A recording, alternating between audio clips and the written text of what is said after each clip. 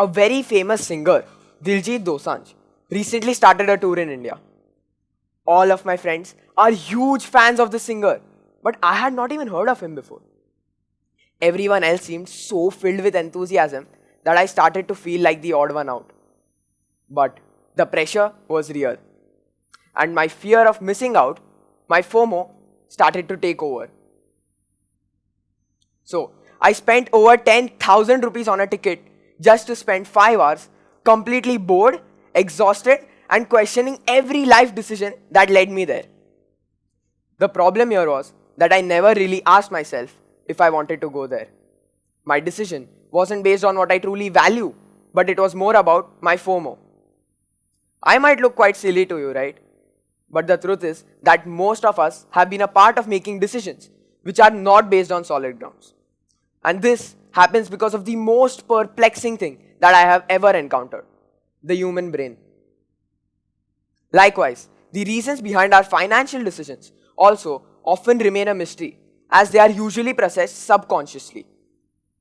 Despite this, we never attempt to assess our financial choices objectively, free from emotional influence.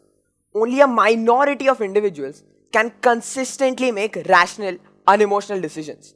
And this is how an ideal human brain might look. However, emotions like fear, greed, and rage influence over 90% of our decisions, even though we are unaware of them. For example, a very old man who has earned a fortune over his lifetime may still choose to park all of his money in the bank, despite the fact that assets offering higher returns are easily available. This might be because they are afraid of losing any money they've been saving for the next generations. That emotion of fear refrains them from taking more risks. On the other hand, a young adult who has just entered the market may trade in complex financial instruments which offer much higher returns. They may be willing to take this risk because of that adrenaline rush or just because they know they have nothing to lose. Not only them, but even you may fire your best employee out of anger just because they made a small error which wasn't acceptable. You may overlook everything they have ever done for the company and make a very unjustified decision of letting them go. In all these scenarios, one thing was common. Our emotions completely hijacked our rational thinking, which either led to missed opportunities or costed us far more than we realize. Now, I would like to share one of my own stories where I read an article about a promising stock online. Interestingly, shortly after, one of my friends called me raving about the same stock. And that was it. My brain said, if two sources confirm it, it must be true. I felt so confident and self-assured for receiving this tip before anyone else that I invested a substantial amount of money in that stock. And what do you think happens next? Yes, it plummeted.